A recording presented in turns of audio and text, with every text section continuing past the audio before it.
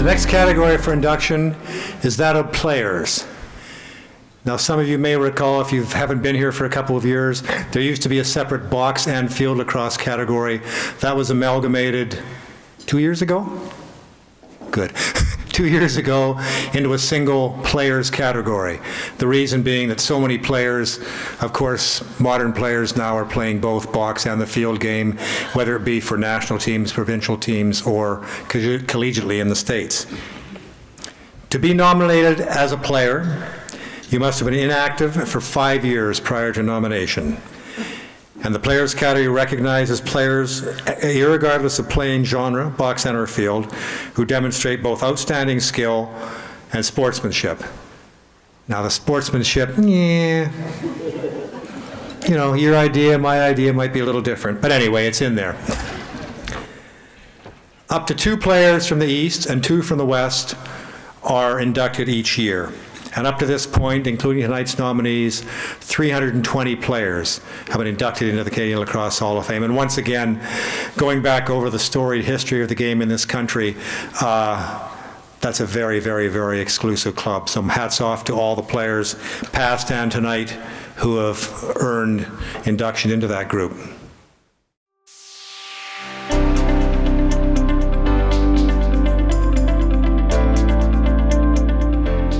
In baseball, hitting for the cycle means recording a single, a double, a triple, and a home run in a single game. Now, there is no hitting for the cycle in lacrosse, so I thought, what the hell, I'll make one up. How about winning a Minto Cup, a President's Cup, a Mann Cup, and an NLL Champions Cup in a single career? A near impossible feat, you might think, but one our first inductee in the players category accomplished in his outstanding career. Born in Mississauga, Ontario in 1961, he worked his way through the local minor lacrosse system, ultimately joining the Mississauga Junior A Club in 1978. He played for his home team squad for the next 4.5 seasons before joining the Peterborough James Gang midway through the 1982 campaign. A valuable addition to the Borough Club, he helped them to a Minto Cup victory that year, a 4-1 decision over Victoria. His junior career was a prolific one, to say the least. In 130 league and playoff games, he notched 252 goals and added 275 assists for a career total of 527 points, over 4 points per game. Clearly, the Peterborough Lakers of the Ontario Major Circuit were impressed with the young sniper's production as they picked him up for the OLA playoffs, where he chipped in 11 points in only 6 games, on the way to a 4-2 Mann Cup Series win over New Westminster, and his second national title in the space of a few weeks. Tick 2 titles off the hitting for the cycle list. He began his senior career in 1984 with the Owen Sound North Stars, where he played both Major and Senior B for the next 7 seasons.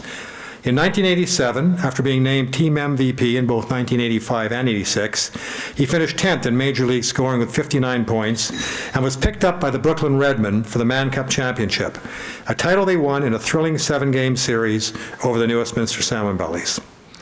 The following season, he finished 8th in Major Series scoring with 92 points, and in 1989 was second on the points parade with 74.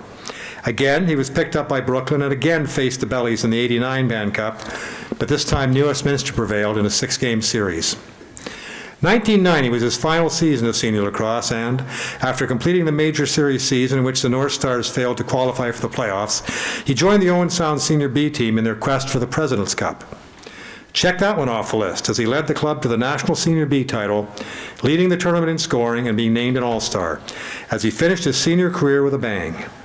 He tallied 489 points, including 184 goals in his major career, a pace of just under 3 points per game, and not one to shy away from the rough stuff, threw in at 499 penalty minutes for good measure.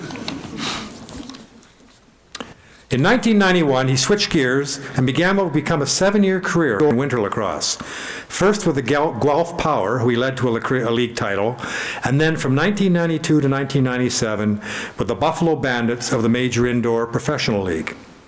His run with the Bandits was a particularly successful one, as they competed for the league title and the Nations Cup in 5 of his 6 seasons, winning the trophy in 1992, the Bandits' inaugural season, 93, and 96. Each time over the Philadelphia Wings. It hurts me greatly to have to say that, Brian. He was a valuable contributor to the Buffalo attack, netting 105 points over his MIOL career, and was clearly a team leader as he captained the club to the '96 title. He hung up his stick after the 1997 MIOL season, having played the game he loved for over 30 years. He was an outstanding player, a great team player, and a great team leader, and a winner. Hitting for the cycle may be a fictitious phrase in lacrosse, but he was one of very few who did it. And we honor his stellar career with membership in another exclusive group, the Canadian Lacrosse Hall of Fame. Please welcome Brian Hall.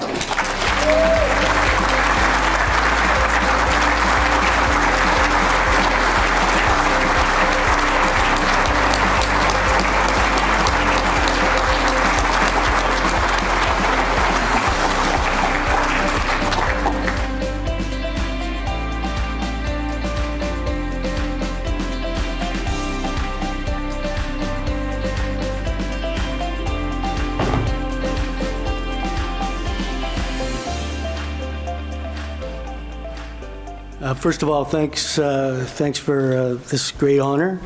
Congratulations to my fellow inductees. I've been very fortunate to play for some great organizations over the last 7 or 8 years in numerous places. Some organizations I was like a ringer, so I was a 10-day pickup.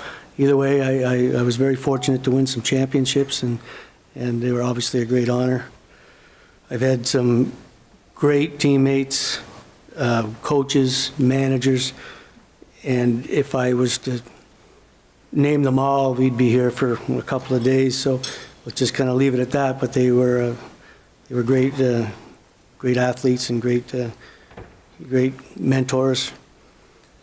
For the most part, the best part of my lacrosse career is the people and the friendships, long-term friendships more so than anything that I've acquired and gained. So for me, winning is everything, but the long-term friendships are as important or more important than the success I've had playing. Thank you to the Canadian Lacrosse Hall of Fame for this great evening and this great honor. And also, I just want to thank I got a table of friends and family that have came from all over the continent. So thank you for you guys. And once again, this is a great honor, and thank you, everyone.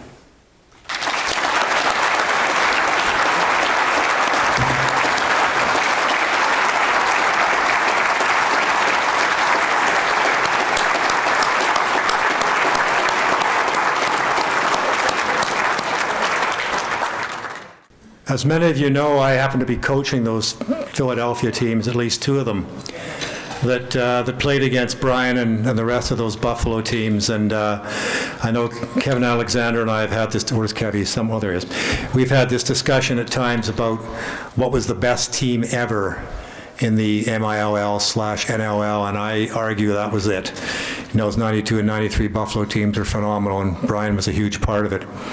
And I thought, oh, this is great. I happen to be wearing a Philadelphia championship ring that we won, and I thought, oh, this is great. He's going to show up with frickin' 3 of them. Rub them under my nose. But he's got him in his, that's what I want to hear. That's just what I want to hear. I got one more at home.